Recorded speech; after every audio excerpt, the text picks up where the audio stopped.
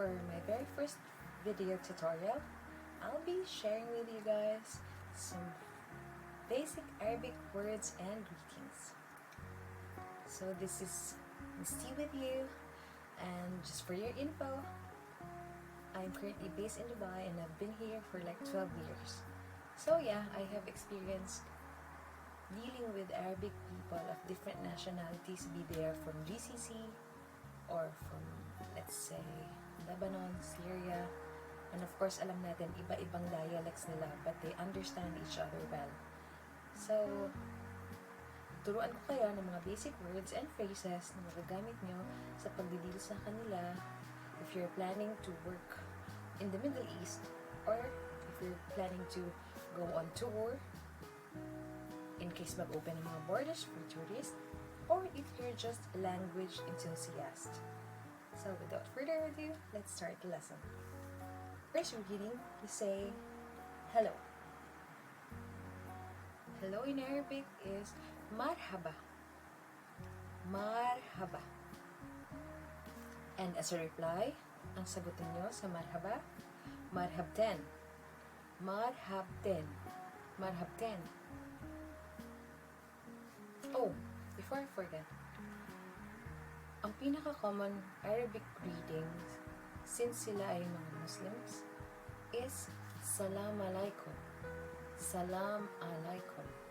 That means, peace be upon you. And no guys, the answer is not Maliku Sayo. You say, Wa Alaikum Salam. Per way of saying it, you say, Wa Alaikum Salam wa Rahmatullah wa Barakatuh. Wa Alaikum Salam wa Rahmatullah wa Barakatuh. Especially if you're a Muslim. In the GCC, they also say Ahlan wa Sahlan. When they saw someone, their friends for instance, ganyan, nakikita sila ng mga friends nila sa restaurants or sa mall or sa daan, you will hear them say Ahlan, Ahlan, or Ahlan wa Sahlan. That means you are very enthusiastic in welcoming them. Ahlan wa Sahlan. You're very happy to see them. Another common greeting that you can use every day is good morning. Magandang umaga. How do you say magandang umaga in Arabic? You say sabah al-khair. Sabah al-khair. Your reply is sabah al-nur. Sabah al-nur. So if somebody tells you sabah al-khair, your reply is sabah al-nur. And for good afternoon or good evening, you say masa al-khair. Masa al-khair. To which your reply is masa al-nur. Masa al-nur. Now you say, how are you? Kumusta ka? You say, kef halek. Kef halek. Another variation of kef halek is kef al-hal. Sa mga Levantine, Syrian, and Lebanese, they say, kifak. Parang shortcut lang ng kif halak. Kifek. Kifak. Kifak for male and kifik for ladies. Kif halak, that's the usual way to say it. So you can say, kif halak. How are you? Kamusta ka? Kif halak. At sagot nyo naman, Ana bikir. Ana means I am. Khair, good. Ana bikir. Sa GCC or in any other parts, you can also say Zen, which means I'm good. And you follow it with Alhamdulillah. Alhamdulillah means thank God. So you're thanking God that you're fine and well. So, kif halak? Ana bikir, alhamdulillah. Or, Zain, alhamdulillah. Wa inta, wanta. How about you? Wa is and, inta is you. Winta, wa inta. How about you? you're asking the person back. Tinatanong mo naman siya kung siya, kamusta naman siya. So, sasagot din siya ng khair, alhamdulillah, zen, alhamdulillah. And then you can go on and say, shu akbarik. Shu akbarik. What's the news with you? What's up with you? Shu akbarik. Shu means what? Akbar is news.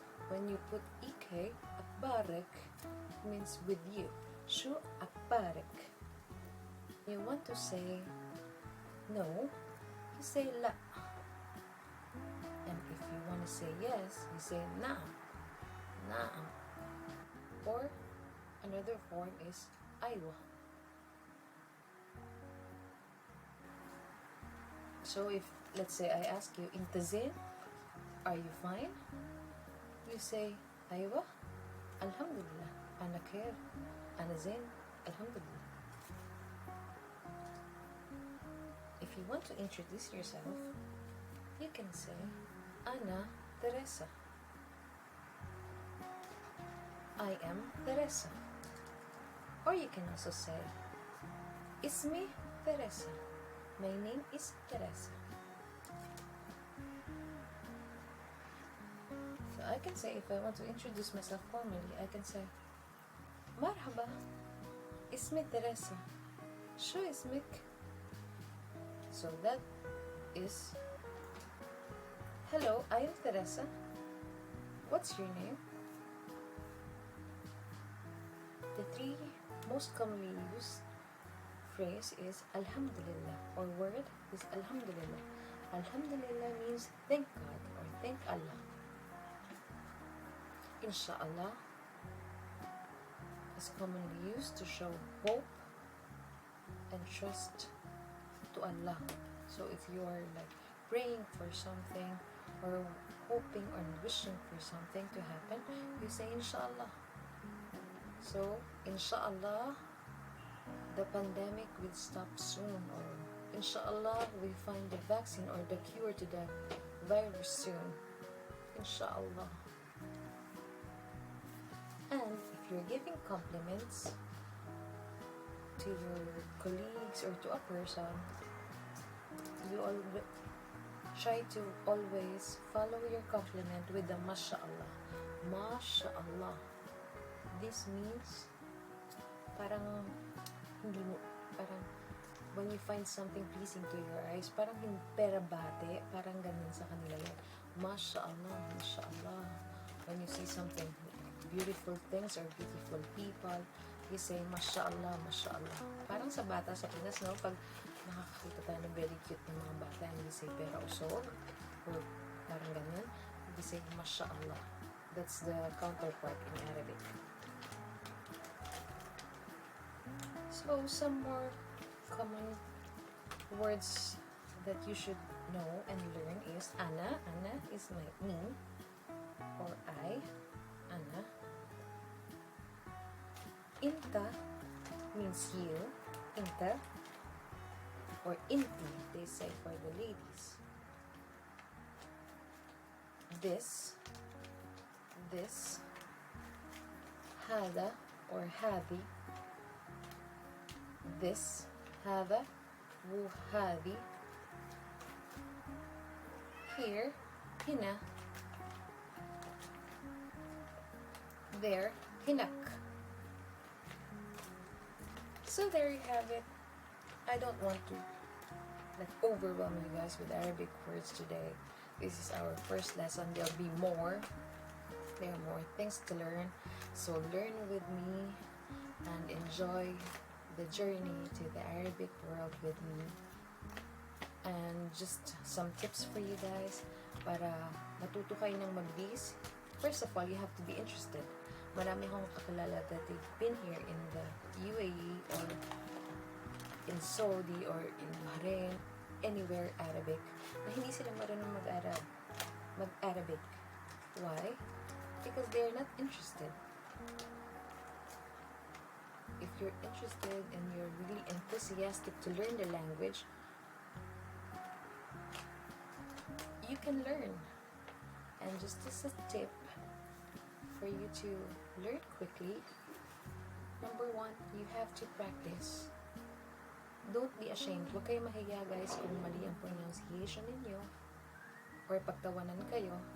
Because first of all, the Arabic people, hindi sila magtatawa sa inyo or mag-i-insult sa inyo because they will be honored na you're putting in effort to learn their language and their culture. Second of all, you have to observe and record. So when you hear words or sentences around you that you don't understand, try to keep record of it, write it down, and then later on research it in the internet, or better yet, get a dictionary that can help you out. And then later, pag may time kayo, tignan nyo doon kung anong meaning nun, i-research ninyo, ask people for help. To wrap. See you next time on the next tutorial, and don't forget to give me a thumbs up if you learned something new, and hit the notification bell and the subscribe button to get the updates. Bye guys, Maasalama!